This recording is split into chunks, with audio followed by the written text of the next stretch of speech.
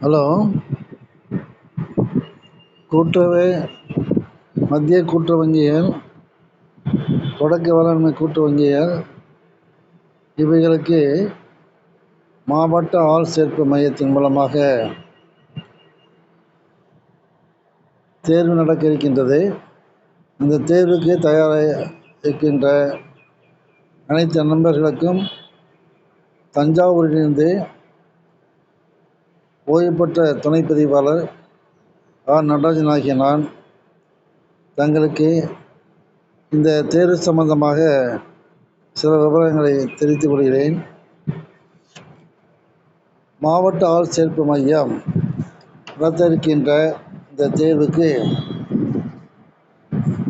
தேதி வாரியாக தங்களுக்கு சில விவரங்கள் வெளியாகியுள்ளது. இந்த தேர்வுக்கு விண்ணப்பம் செய்ய கடைசி தேதி 29/8/2025. அதாவது டிஆர்பி கூட்டுறவு, மத்திய கூட்டுறவு வங்கிகள், தொடக்க வேளாண்மை கூட்டுறவு சங்கங்கள் மற்றும் மொத்த விற்பனை பண்டகசாலை ஆகியவைகளுக்கு இணை உதவியாளர் தேர்வு செய்வதற்கான தேர்வு விண்ணப்பம் சமர்ப்பிக்க கடைசி தேதி 29/8/2025. அதற்கான எழுத்துப்பூர்வமான தேர்வு 12/10/2025. 12/10/2025. ஸோ அதனால் விண்ணப்பம் சமர்ப்பிக்க லாஸ்ட் டேட் உங்களுக்கு கடைசி தேதி 29/8/2025 சொல்லியிருக்காங்க. அதுக்கு முன்னாடியே நீங்கள் ஆன்லைனில் அப்ளிகேஷன் பார்த்துருங்க. இது சம்பந்தமாக உங்களுக்கு சிலபஸ் அப்படிங்கிறதெல்லாம் அவங்களுக்கு வந்திருக்கு. அந்த சிலபஸும் உங்களுக்கு நோட்டிஃபிகேஷனில் வந்திருக்கு. அதையும் உங்களுக்கு நான் நோட்டிஃபிகேஷன் அனுப்புகிறேன். அந்த சிலபஸ் படி நீங்கள் தயாராகணும். அந்த சிலபஸ் படி தயாராகிட்டீங்கன்னா ஈஸியாக நீங்கள் எக்ஸாமை எதிர்கொள்ளலாம். ஆகையினால் நீங்கள் அதை தயார் செய்வதற்கு வேண்டிய அனைத்து விவரங்களையும் இந்த வீடியோ மூலமாக உங்களுக்கு நான் தெரிவித்துக் கொள்கிறேன். இப்போது மீண்டும் சொல்கிறேன். டிஆர்பி அதாவது மாவட்ட ஆள் சேர்ப்பு மையத்தின் மூலமாக தேர்வு எழுத இருக்கின்ற நண்பர்கள் விண்ணப்பம் சமர்ப்பிக்க வேண்டிய கடைசி தேதி 29/8/2025. எழுத்துப்பூர்வமான தேர்வு 12/10/2025. ரிசல்ட் உடனே போட்டுருவாங்க. 27/10/2025 ரிசல்ட் போட்டுருவாங்க. ஸோ இதில் எப்படி பார்த்தீங்க சொன்னீங்கன்னா, கேள்வி உங்களுக்கு எத்தனை கேள்வி கேட்கப்படும், எழுத்துப்பூர்வமான இந்த தேர்வுக்கு எத்தனை கேள்விகள் அப்படிங்கிறது இப்போ சொல்லிடுறேன். அதை குறித்து வச்சுங்க.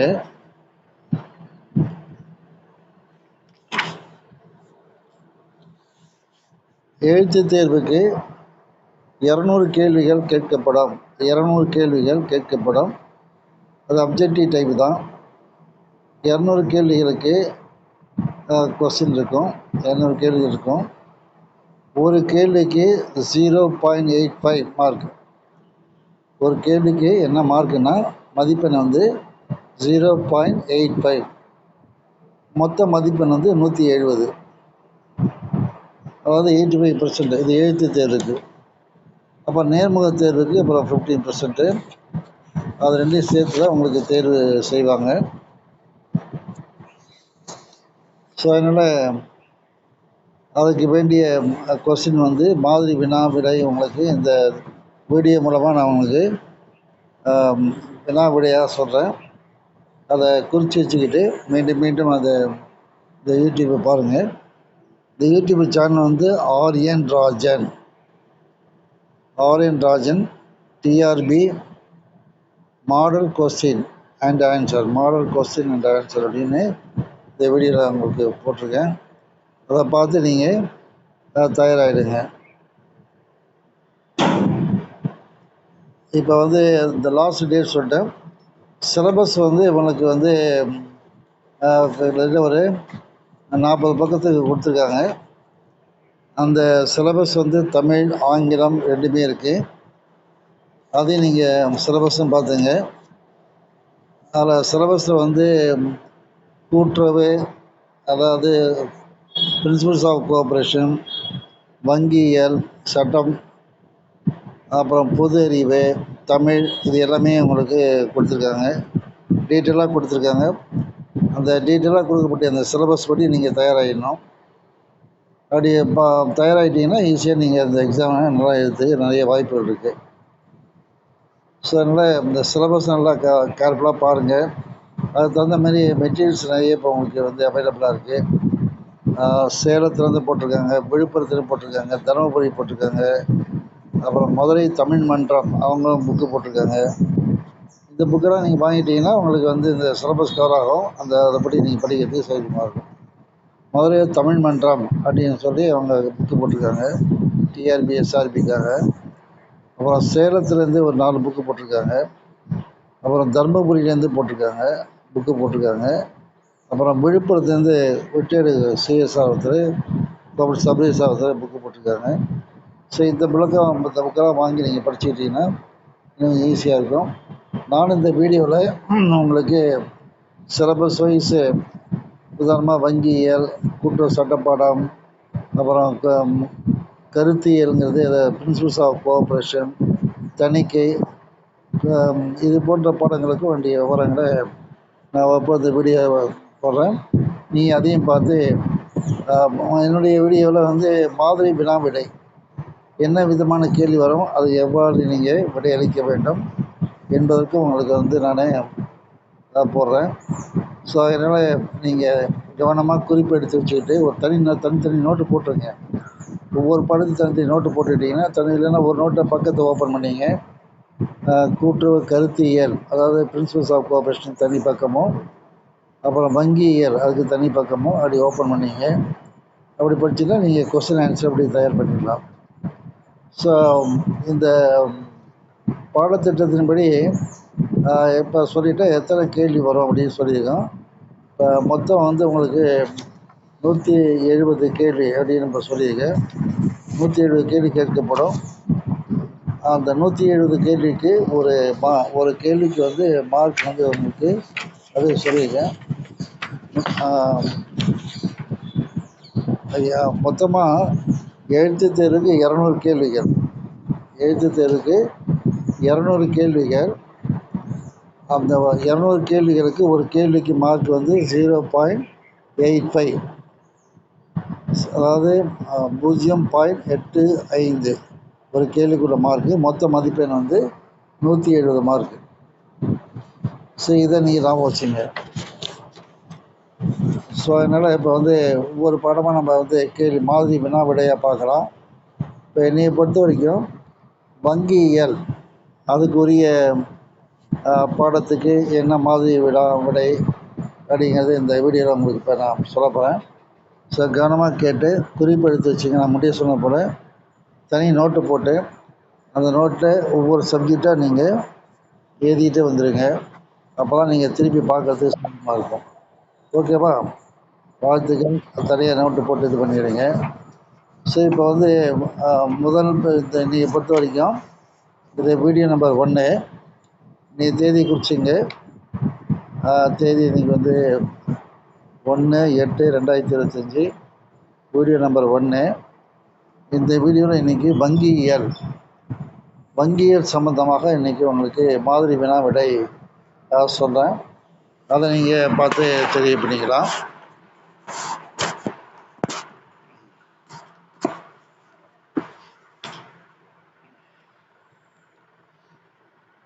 ஸோ இந்தியாவில் வங்கிகள் அப்படின்னு சொல்லும்போது கூட்டுறவு வங்கிகள், தனியார் வங்கிகள், தேசியமயமாக்கப்பட்ட வங்கிகள், இப்படி வங்கிகளை வந்து தனித்தனியாக நம்ம பிரித்து பார்த்துக்கலாம். இப்போ நம்மளுக்கு வந்து மத்திய கூட்டுறவு வங்கியில் இளநிலை உதவியாளர் பதவிக்கு தான் இந்த கேட்டிருக்காங்க. இப்போ கூட்டுறவு வங்கியை பற்றியும் பார்க்க போகிறோம். தேசியமயமாக்கப்பட்ட வங்கிகளை பற்றியும் பார்க்க போகிறோம். அதனால் குறிப்பை நீங்கள் எடுத்து வச்சுக்கிட்டு அதை பற்றி பாருங்க.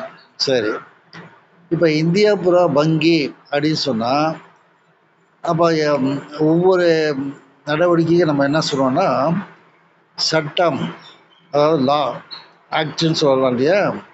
அப்போ வங்கிகளை வந்து எந்த சட்டம் வந்து கட்டுப்படுத்துது, எந்த சட்டத்தின் கீழ் வங்கிகள்லாம் செயல்படுறாங்க, அதனால் எல்லா ஆக்ஷனுக்கும் சட்டம் வந்து அதுக்கு பின்பக்கம் இருக்கும்.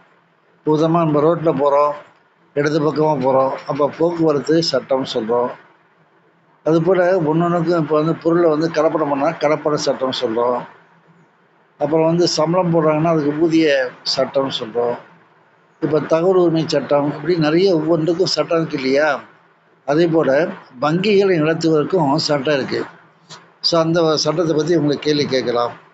ஸோ வங்கி என்ற பெயரை நம்ம பயன்படுத்திட்டாலே அப்போ இந்தியாவில் இருக்கக்கூடிய எல்லா வங்கிகளுக்கும் இந்த சட்டம் வந்து பொருந்தும். அப்போ என்ன சட்டம், அப்போ என்ன விதமான கேள்வி கேட்கலாம் அப்படின்னு பார்த்தீங்கன்னு சொன்னால் வங்கிகளை கட்டுப்படுத்தும் சட்டம் என்ன, இதுதான் கேள்வியே வரலாம்.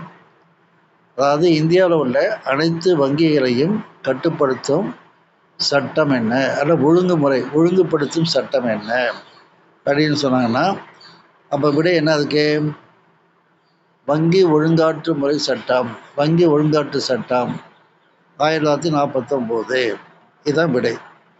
ஸோ கேள்வி மீண்டும் சொல்ல, இந்தியாவில் உள்ள அனைத்து வங்கிகளையும் கட்டுப்படுத்தும் சட்டம் என்ன அப்படின்னு கேட்டாங்கன்னா அதுக்கு விடை வந்து 1949ஆம் ஆண்டு வங்கி ஒழுங்காற்று முறை சட்டம். ஆங்கிலம் சொன்னோம்னா banking regulation act, banking regulation act, BRA அப்படின்னு சொல்லுவாங்க. எக்ஸ்பிளைன் பண்ணி சொல்லும்போது பேங்கிங் ரெகுலேஷன் ஆக்ட் 1949, இதை ஞாபகம் வச்சுக்கணும். அப்போ முதல் கேள்வி என்ன சொல்லியிருக்கேன், இந்தியாவில் உள்ள அனைத்து வங்கிகளையும், அனைத்து வங்கிகளையுமே கூட்டுறவு வங்கிகள், தேசியமயமாக்கப்பட்ட வங்கிகள், தனியார் வங்கிகள் எல்லாத்துக்குமே கட்டுப்படுத்தக்கூடிய சட்டம் தான் வங்கி ஒழுங்காற்றுமுறை சட்டம் 1949. இதுதான் இந்த முதல் கேள்வி, இதை நீங்கள் ஞாபகம் வச்சுக்கணும். ஸோ இப்போ ஒரு கேள்வி மீண்டும் சொல்ல நல்லா ஞாபகம் வச்சுங்க, இந்தியாவில் உள்ள அனைத்து வங்கிகளையும் கட்டுப்படுத்தும் சட்டம் என்ன அப்படின்னு கேட்டாங்கன்னா, கேள்வி கேட்டாங்கன்னா என்ன பதில், வங்கி ஒழுங்காற்று முறை சட்டம் 1949. ஆங்கிலத்தில் பேங்கிங் ரெகுலேஷன் ஆக்ட் 1949. இது நல்லா ஞாபகம் வச்சுக்கணும். இந்த இயர் ஞாபகம், அந்த பெயர் ஞாபகம் வச்சுக்கணும். சப்ஜெக்டிவ் டைப்பில் இது கொடுப்பாங்க, 4 கொஸ்டின் கொடுத்தாங்கன்னா கரெக்ட் ஆன்சர் இதுதான். ஸோ அதுக்கு பிறகு என்ன கேள்வி கேட்கலான்னா, வங்கிகளுடைய தொழில் என்ன, வங்கி என்ற பெயரை வந்து பயன்படுத்தினாலே அப்போ வந்து லைசன்ஸ் வாங்கணும். யார்கிட்ட லைசன்ஸ் வாங்கணும், வங்கி என்ற பெயர் அந்த வங்கி என்ற பெயர் வச்சுக்கிட்டாங்கன்னா அவங்க வந்து லைசன்ஸ் வாங்கணும். அப்போ ஒரு கேள்வி வரும், அப்போ வந்து வங்கியை நடத்துவது வங்கி தொழில்னு சொல்கிறாங்க, பேங்கிங் பிஸ்னஸ். இந்த பேங்கிங் பிஸ்னஸ் தொழில் செய்யணும்னா யார்கிட்ட லைசன்ஸ் வாங்கணும், யார்கிட்ட உரிமையும் பெற வேண்டும். இப்போ சாதாரணமாக நீங்கள் வந்து வீடு கட்டணும் அல்லது வந்து ஒரு தொழில் செய்யணும் அப்படின்னா என்ன பண்ணுவாங்க, வீடு கட்டணுன்னா முனிசிபாலிட்டியில் லைசன்ஸ் வாங்கணும்னு சொல்லுவாங்க. அதுபோல் ஒரு ஹோட்டல் திறக்கணுன்னா அதுக்கு வந்து லைசன்ஸ் வாங்கணும். இப்படி ஒன்றுக்கு லைசன்ஸ் சொல்கிறோம் இல்லையா? இப்போ வண்டி நம்ம 2 வீலர் வச்சுருக்கோம், 4 வீலர் வச்சுருக்கோம், இப்போ அதுக்கெல்லாம் என்ன பண்ணுறோம், லைசன்ஸ் வாங்குறோமா இல்லையா? அதே போல் வங்கி தொழில் அது செய்யணுன்னா லைசன்ஸ் வாங்கணும், அதாவது உரிமம் வாங்க வேண்டும். யார்கிட்ட வாங்கிறது அப்படின்னு கேள்வி வரும்போது லைசன்ஸ் வாங்குறது reserve bank of India. Reserve bank of India, இந்திய ரிசர்வ் வங்கி, அவங்கள்ட்ட தான் லைசன்ஸ் வாங்கணும். அப்போ இந்த சட்டத்தில் என்ன சொல்லியிருக்காங்க, 1949 சட்டத்திலேயே வங்கி ஒழுங்காற்று முறை சட்டம் இப்போ சொல்கிறோம் இல்லையா, அதுலேயே என்ன சொல்லியிருக்காங்கன்னா வங்கி என்ற பெயரை பயன்படுத்துவதே வங்கி தொழிலை செய்ய வேண்டுமானால் ரிசர்வ் பேங்கில் நமக்கு லைசன்ஸ் வாங்கணும். இதான் அதுக்கு விடை. ஸோ கேள்வி என்ன, வங்கி என்ற தொழில், வங்கி தொழில் செய்ய வேண்டுமானால் வங்கி என்ற பெயரை பயன்படுத்த வேண்டுமானால் ரிசர்வ் பேங்கில் லைசன்ஸ் வாங்கணும் அப்படிங்கிறது நான் விஷயம். ஸோ இது ரெண்டாவது கேள்வி, மிக மிக முக்கியமானது. சரி, அடுத்தபடியாக இந்த ரிசர்வ் பேங்க் ஆஃப் இந்தியா அப்படின்னு சொல்ல முடியா, இதுக்கு இந்தியாவுக்கே தலைமை வங்கி அப்படின்னு சொல்லலாம். ரிசர்வ் பேங்க் ஆஃப் இந்தியாவுக்கு வேறு பெயர் என்ன, வேறு எப்படி அழைக்கலாம்? ரிசர்வ் பேங்க் ஆஃப் இந்தியா, அதாவது இந்திய ரிசர்வ் வங்கியை வேறு எந்த பெயரில் அழைக்கலாம், அதை எவ்வாறு அழைக்கலாம் அப்படின்னு ஒரு கேள்வி கேட்டாங்கன்னா, இந்தியாவின் தலைமை வங்கி. இல்லை கேள்வி இப்படி கேட்கலாம், இந்தியாவின் தலைமை வங்கி எது, இந்தியாவின் தலைமை வங்கி என்னுடைய பெயர் என்ன அப்படின்னு கேள்வி கேட்டாங்கன்னா அதுக்கு விடை இந்திய ரிசர்வ் வங்கி அப்படின்னு சொல்லுவோம். அதான் விடை. ஸோ அதனால் கேள்வியை நல்லா தெரிஞ்சு பதில் நல்லா தெரிஞ்சுட்டா கேள்வி மாற்றி மாற்றி கேட்கலாம். நல்லா தெரிஞ்சுங்க, கேள்வி நேரடியாக கேட்க மாட்டாங்க, இன்டைரக்டாகவும் கேட்கலாம், டைரெக்டாகவும் கேட்கலாம், கேள்வி கேட்கலாம் இல்லையா? இப்போ பாருங்கள், ஒரே பதில் தான். இந்த பதிலுக்கே பாருங்கள், 2-3 விதமாக அவங்களுக்கு கேள்வி சொல்கிறேன். பதில் என்னன்னு கேட்டால் இந்திய ரிசர்வ் வங்கி, இதுதான் விடை. இப்போ இந்த விடைக்கு எப்படி கேள்வி கேட்கலாம் அப்படின்னு பார்த்தீங்கன்னா, இந்தியாவின் தலைமை வங்கி எது? இப்போ விடை என்ன? Reserve bank of India. அதான் விடை. விடை ஒன்று தான், கேள்வி தான் மாறி மாறி வரும். இந்தியாவின் தலைமை வங்கி எது அப்படின்னு கேட்டால் இந்திய ரிசர்வ் வங்கி. அடுத்தபடியாக இன்னொரு கேள்வி, அதே விடைக்கு இன்னொரு கேள்வி, வங்கிகளுக்கெல்லாம் வங்கியாக செயல்படும் வங்கி எது? நல்ல கேள்வி பாருங்கள். வங்கிகளுக்கெல்லாம் வங்கியாக செயல்படும் வங்கி எது அப்படின்னு கேட்டாலும் விடை reserve bank of India. So விடை ஒன்றா இருந்தாலும் கேள்விகள் மாறி மாறி வரத்துக்கு வாய்ப்பு உண்டு, அதை நல்லா தெரிஞ்சு வச்சுக்கணும். ஸோ வங்கிகளின் வங்கி அப்படின்னு சொன்னாலும், இந்தியாவின் தலைமை வங்கி என்று சொன்னாலும் அதுக்கு ஒரே விடை இந்திய ரிசர்வ் வங்கி. அதான் நீங்கள் சொல்லணும். ஸோ அதனால் கேள்வியை மாற்றிட்டாங்களே என்னடாது அப்படின்லாம் நினைக்கக்கூடாது. ஸோ ஒரு பதிலுக்கு தான் பல விதமான கேள்வி கேட்குறது வாய்ப்பு உண்டு. ஓகேவா? சரி, இப்போ இந்தியாவின் ரிசர்வ் வங்கி, இந்தியாவின் தலைமை வங்கி, இல்லை வங்கிகளுக்கெல்லாம் வங்கி என்று சொல்லக்கூடிய இந்த ரிசர்வ் வங்கி தலைமையிடம் எங்கே இருக்குது? ரிசர்வ் பேங்க் ஆஃப் இந்தியாவுடைய தலைமையிடம், ஹெட் குவார்ட்டர்ஸ் எங்கே இருக்குது அப்படின்னு கேள்வி கேட்கலாம். அதுக்கு கேட்டால் மும்பை, இல்லை பழுது பாம்பேன்னு சொல்கிறோம் இல்லையா, அது இப்போ மும்பைன்னு சொல்கிறோம். ஸோ அடுத்த ஒரு கேள்வி என்னன்னு கேட்டால், இந்தியாவின் ரிசர்வ் வங்கியின் தலைமையிடம் அல்லது எங்கிருந்து செயல்படுகிறது அப்படின்னு கேட்டாங்கன்னா மும்பை, அதாவது பாம்பேலேருந்து அது செயல்படுது அப்படின்னு சொல்லுவோம். ஸோ 3-4 கேள்வி சொல்லிட்டு நல்லா பார்த்துங்க. இந்தியாவின் தலைமை வங்கி, வங்கிகளுக்கெல்லாம் வங்கி என்று எதை அழைக்கின்றோம் அப்படின்னு கேட்டாங்கன்னா பதில் இந்திய ரிசர்வ் வங்கி. இந்திய ரிசர்வ் வங்கியினுடைய தலைமையிடம் எது? மும்பை. ஸோ அடுத்தபடியாக வங்கிகளை எல்லாம் கட்டுப்படுத்தக்கூடிய சட்டம் எது அப்படின்னு பார்த்தீங்கன்னு சொன்னால் பேங்கிங் ரெகுலேஷன் ஆக்ட் 1949, அதாவது வங்கி ஒழுங்காற்றுமுறை சட்டம் 1949. இந்த சட்டம் எல்லா வங்கிகளுக்கும் பொருந்துமா அப்படின்னு அடுத்த ஒரு கேள்வி கேட்கலாம். அது கூட்டுறவு வங்கிகளுக்கும் இந்த சட்டம் பொருந்துமா அப்படின்னு கேட்டாலும் இந்திய ரிசர்வ் வங்கி எல்லா வங்கிகளுக்கும் பொருந்தக்கூடியதாக இந்த சட்டத்தை, அதாவது 1949 அந்த சட்டம் பொருந்தும் அப்படின்னு சொல்லுவோம். அதனால் கேள்வியை மாற்றி கேட்பாங்க. இந்திய ஒழுங்காற்றுமுறை சட்டம் கூட்டுறவு வங்கிகளுக்கும் பொருந்துமா அப்படின்னு கேட்டாங்கன்னா பொருந்தும் அப்படின்னு சொல்லுவோம். சரி, இதை தவிர கூட்டுறவு வங்கிகள் நிர்வாகத்தின் அடிப்படையில் எந்த சட்டம் அப்படின்னு கேட்டிங்கன்னா இன்றைக்கு உள்ளபடியே 1983ஆம் ஆண்டு தமிழ்நாடு கூட்டுறவு சங்கங்களின் சட்டம், 1983ஆம் ஆண்டு தமிழ்நாடு கூட்டுறவு சட்டம், அந்த சட்டத்தின்படியாக கூட்டுறவு வங்கிகள், கூட்டுறவு சங்கங்கள், இப்போ உதாரணமாக இப்போ இந்த டிஆர்பியில் என்ன கேட்டிருக்காங்கன்னா மத்திய கூட்டுறவு வங்கிகள், அதாவது மாவட்ட மத்திய கூட்டுறவு வங்கிகள், மொத்த விற்பனை பட்டகசாலைகள், பிரதம சங்கங்கள், எந்த சங்கங்கள்லாம் எந்த சட்டத்தின் கீழ் செயல்படுது அப்படின்னு கேள்வி கேட்டாங்கன்னா அப்போ என்ன சொல்லலாம்? 1983 கூட்டுறவு சங்கம், தமிழ்நாடு கூட்டுறவு சங்கம் சட்டம்னு சொல்லுவோம். லைசன்ஸ் வாங்குறது ரிசர்வ் பேங்கில். ஆனால் கூட்டுறவு வங்கிகள் செயல்படக்கூடிய சட்டம், நிர்வாக சட்டம், இல்லை அந்த சங்கத்தை பதிவு செய்யக்கூடிய சட்டம் அப்படின்னு கேள்வி கேட்டாங்கன்னா 1983 தமிழ்நாடு கூட்டுறவு சங்கங்களின் சட்டம் அப்படின்னு சொல்லுது. சொன்னால் கேள்வி கொஞ்சம் ஆழ்ந்து நிதானமாக படிக்கணும். படித்தா தான் சரியான விடையை நீங்கள் தேர்வு செய்ய முடியும். அவசரப்பட்ட விடையை இப்போ ஆப்ஷனில் 2-3 சட்டம் கொடுக்குறாங்க. அப்போ இதை இப்போ நிர்வாக கட்டுப்பாடுன்னு சொன்னால் 1983 தமிழ்நாடு கூட்டுறவு சட்டம்.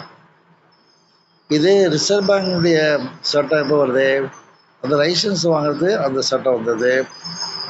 ரிசர்வ் பேங்க் ஆஃப் இந்தியா வந்து லைசன்ஸ் வாங்கினா தான் நம்ம வந்து வங்கிகள் என்ற பெயரை செய்ய முடியும் அப்படிங்கிறத பார்த்தோம். அதனால் இந்தியாவில் உள்ள அத்தனை வங்கிகளையும் கட்டுப்படுத்தக்கூடிய சட்டம், வங்கிகளை கட்டுப்படுத்தக்கூடிய சட்டம் தான் வங்கியை ஒழுங்காற்றுமுறை சட்டம் 1949. கூட்டுறவு வங்கிகளை பதிவு செய்யக்கூடிய சட்டம் வந்து 1983 தமிழ்நாடு கூட்டுறவு சங்கம் சட்டம் அப்படின்னு சொல்லுது. சரி, இப்போ 2-3 கேள்வி பார்த்துட்டோமா? இப்போ அடுத்தபடியாக வங்கியுடைய தொழில் என்ன? ஆங்கிலத்தை என்ன சொல்லுதான், the business of the bank அப்படின்னு சொல்கிறோம். இப்போ தொழில் அப்படிங்கிறாங்க, ஆங்கிலத்தை பிஸ்னஸ் சொல்கிறோம். அப்போ தொழில் பிஸ்னஸ், தமிழில் தொழில் சொல்கிறோம், ஆங்கிலத்தில் பிஸ்னஸ். அப்போ தொழில் அல்லது பிஸ்னஸ் சொல்லணும்னா ஏதாவது ஒரு பொருளை வாங்கி அதை விற்பனை செய்தது தான் அது தொழில்னு சொல்கிறோம் இல்லையா? ஆனால் வங்கியை பொறுத்த வரைக்கும் என்ன தொழில், என்ன ஒரு பொருள் வாங்கி விற்கிறாங்களா? இல்லையே. இப்போ பொருள் வாங்கி விற்கல அப்படிங்கும்போது எப்படி அதை வங்கி தொழில், பேங்கிங் பிஸ்னஸ் அப்படிங்கிற வார்த்தையை ஏன் பயன்படுத்துகிறாங்க அப்படிங்கிறத இப்போ விளக்கம் சொல்ல போகிறேன். ஸோ நல்லா ஆபோச்சுங்க. வங்கியினுடைய தொழில் என்ன? அதான் கேள்வி. கேள்வி என்ன? வங்கியினுடைய தொழில் என்ன? இப்போ தொழில்னா உடனே நீங்கள் பொருள் வாங்கி விற்கிறது அப்படிங்கிற மனசில் நினச்சக்கூடாது. அப்படி நினைக்கக்கூடாது. அதை நீங்கள் மனசு நல்லா புரிஞ்சு வச்சுக்கணும். ஸோ வங்கி தொழில் என்பது 3 வாரத்தில் அடங்கிடுது. என்னன்னு கேட்டிங்கன்னா, வைப்புகளை பெறுதல். ஆங்கிலத்தில் என்ன சொல்கிறோம்? கலெக்ஷன் ஆஃப் டெபாசிட்ஸ்ன்னு சொல்கிறோம். கலெக்ஷன் ஆஃப் டெபாசிட்ஸ் அதான் முதல் தொழில். அப்படி வாங்கக்கூடிய அந்த டெபாசிட்ஸ் வைப்புகள் இருக்கு இல்லையா, அதை என்ன பண்ணணும்? கடனாக இஷ்யூ பண்ணணும், கடனும் கொடுக்கணும். ஸோ வைப்புகளை பெறுதல், அந்த வைப்புகள் தொகையை வைத்துக்கொண்டு கடன் வழங்குதல், அது 2வது தொழிலில் 2வது. 3வது என்ன சொல்லியிருக்காங்க? மீதி உள்ள தொகையை அதை லாபகரமாக முதலீடு செய்யணும், இன்வெஸ்ட்மெண்ட் அப்படின்னு சொல்லுவோம். இப்போ வங்கி தொழில், பேங்கிங் பிஸ்னஸ் அப்படிங்கிற அந்த வார்த்தைக்கு இந்த 3 வார்த்தையில் அடங்கியிருக்கு. நல்லா ஞாபகம். வைப்புகளை பெறுதல், கடன் வழங்குதல், மீதியுள்ள தொகையை லாபகரமாக முதலீடு செய்தல். இந்த 3 வார்த்தையில் தான் பேங்கிங் பிஸ்னஸ் சொல்கிறோம், வங்கிய தொழில் அப்படின்னு சொல்லுவோம். ஆனால் வங்கி தொழில் இதே தான். இப்போ எந்த பொருளையும் வாங்கி அவங்க விற்பனை பண்ணல, இருந்தாலும் பொதுமக்களிடமிருந்து இல்லை நிறுவனங்களிடமிருந்து வைப்புகளை பெற்று அந்த வைப்புகளை கொண்டு யார் யாருக்கெல்லாம் கடன் தேவையோ கடனை வழங்கி, கடன் வழங்கியது போக மீதி உள்ள தொகையை வந்து முதலீடு செய்யணும். எங்கே முதலீடு செய்யணும்? அரசாங்கத்தால் அங்கீகரிக்கப்பட்ட நிறுவனங்களில் அல்ல தொழிலில் அங்கே போட்டு இன்வெஸ்ட் பண்ணணும். ஸோ இதுதான் அங்கே சொல்லியிருக்கோம். ஸோ அதனால் வங்கி தொழில், பேங்கிங் பிஸ்னஸ் அப்படி கேள்வி கேட்டாங்கன்னா என்ன சொல்லணும்னு கேட்டால் இதை 3 தான் சொல்லணும். ஆகவே வங்கி தொழில் அப்படின்னு கேட்டாங்கன்னா 3 வார்த்தை ஞாபகம் வச்சுங்க. வைப்புகளை பெறுதல், கடன் வழங்குதல், முதலீடு செய்தல். இந்த 3 வார்த்தையில் தான் வங்கி பிஸ்னஸ், பேங்கிங் பிஸ்னஸ் அப்படின்னு சொல்லுவோம். இதனால் ஞாபகம் வச்சுன்னா இந்த கேள்விக்கு ஈஸியாக சொல்லுவோம். ஸோ மீண்டும் சொல்கிறேன், what is the business of the bank? What is the business of the bank? வங்கி தொழில் என்ன அப்படின்னு கேட்டாங்கன்னா என்ன பதில் சொல்லணும்? வைப்புகளை பெறுதல், கடன் வழங்குதல், முதலீடு செய்தல். ஆங்கிலம் சொல்லும்போது collection of deposits, issue of loans and investment. இந்த 3 வார்த்தை ஆகும். ஸோ இதுதான் வங்கி தொழில். ஸோ அதனால் வங்கியை பொறுத்த வரைக்கும் வங்கியை கட்டுப்படுத்தக்கூடிய சட்டம் என்ன? 1949 வங்கி ஒழுங்காற்றுமுறை சட்டம். வங்கி என்ற பெயரை பயன்படுத்துறதுக்கும் லைசன்ஸ் வாங்குறதுக்கு யார்கிட்ட வாங்கணும்? ரிசர்வ் பேங்க் ஆஃப் இந்தியாவில் வாங்கணும். ரிசர்வ் பேங்க் ஆஃப் இந்தியா எங்கே இருக்கு அப்படின்னு பார்த்தீங்கன்னா மும்பையில் இருக்கு. அதுதான் எல்லா வங்கிகளையும் கட்டுப்படுத்தும். ரிசர்வ் பேங்க் ஆஃப் இந்தியா கூட்டுறவு வங்கிகளையும் கட்டுப்படுத்த முடியுமான்னா கட்டுப்படுத்த முடியும். அடுத்தபடியாக பார்த்தீங்கன்னு சொன்னால் ரிசர்வ் பேங்க் கூட்டுறவு வங்கிகளையும் ஆய்வு செய்யலாம். ஆய்வு செய்யக்கூடிய அதிகாரமும் இருக்குது. இப்போ கூட்டுறவு வங்கியை பொறுத்த வரைக்கும் நகர கூட்டுறவு வங்கிகள் இருக்குது, மாவட்ட மத்திய கூட்டுறவு வங்கிகள் இருக்குது. இந்த வங்கிகளையே ஆய்வு செய்யறதுக்கு அதிகாரம் ரிசர்வ் பேங்க் இருக்கா அப்படின்னு கேள்வி கேட்பாங்க. இப்போ அதில் பொறுத்த வரைக்கும் நீங்கள் நல்லா பார்க்கும்போது இப்போ ரிசர்வ் பேங்க் என்ன பண்ணுறீங்கன்னா விவசாயத்துக்காக கடன் கொடுக்கக்கூடிய நிறுவனங்களை அதாவது வங்கிகளை ஆய்வு செய்து நபார்டு அப்படின்னு சொல்லியிருக்காரு. நபார்டு அதுக்கு expansion national bank for agriculture and rural development. அதோடைய சுருக்கத்தை நபார்டு சொல்லுவோம். நபார்டுன்னு தமிழ்னு சொல்லலாம், ஆங்கிலத்தில் சொல்லலாம். நபார்டுங்கிறதுக்கு expansion national bank for agriculture and rural development. இது ரிசர்வ் பேங்குடைய ஒரு தனி பிரிவை வச்சுட்டாங்க. ஸோ விவசாயத்திற்காக அல்ல விவசாய காரியத்திற்காக எந்தெந்த வங்கிகள்லாம் கடன் வழங்குகின்றதோ அந்த வங்கிகளை ஆய்வு செய்வதற்கு இல்லை பணம் நிதி வசதிப்படுத்துவதற்கு நபார்டு வங்கிக்கு அதிகாரம் இருக்குது. அப்போ மத்திய கூட்டுறவு வங்கிகளை ஆய்வு செய்யக்கூடிய அதிகாரம் இந்த நபார்டுக்கு உண்டு அப்படின்னு. அப்போ நபார்டு எந்த கூட்டுறவு வங்கிகளை ஆய்வு செய்கிறது அப்படின்னு கேள்வி கேட்குறான். நல்லா ஞாபகம் வச்சுங்க. இப்போ கேள்வி சொன்னால் பதில் சொல்லிடுறேன். நபார்டு வங்கி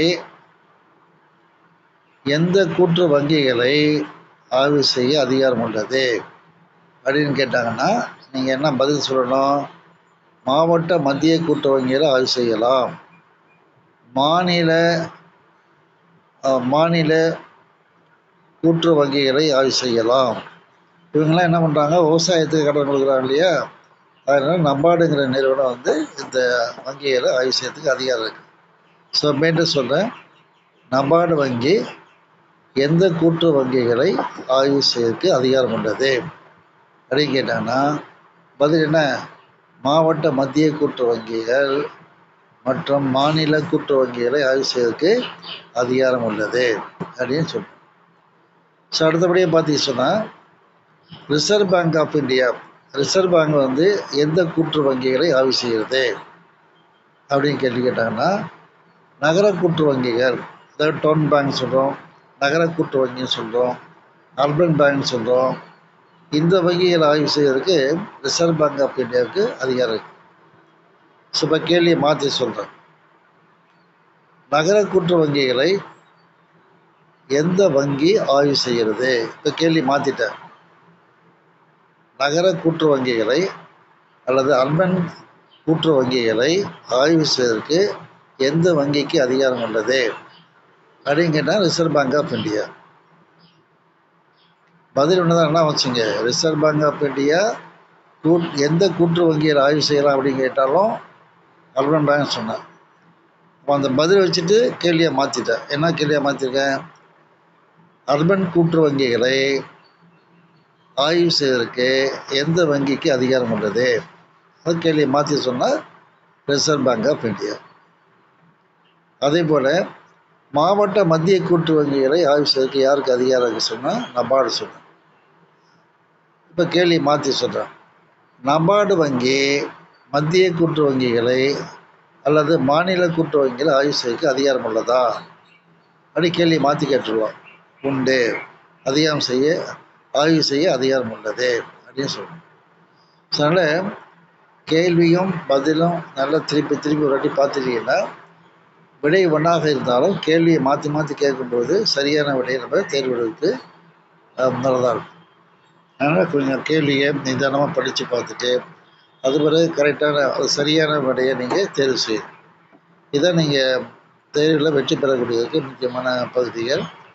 ஸோ இப்போ இந்த வீடியோ பொறுத்த வரைக்கும் உங்களுக்கு டிஆர்பி, அதாவது மாவட்ட ஆட்சியர் மையத்தின் மூலமாக நடக்க இருக்கின்ற தேர்வுக்கு விண்ணப்பம் எப்படி, எந்த தேதி வரைக்கும் கொடுக்கணும், எத்தனை கேள்விகள் கேட்பாங்க, ஒவ்வொரு கேள்விக்கு எத்தனை மதிப்பெண், மொத்த மதிப்பெண் என்ன, ரிசல்ட் எப்போ போட போகிறாங்க, எப்போ எக்ஸாமினேஷன் டேட் என்ன, இதெல்லாம் சொல்லிட்டேன்.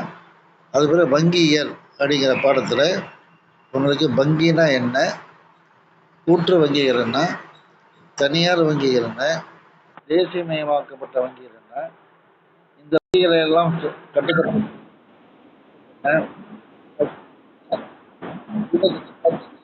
பார்த்துட்டு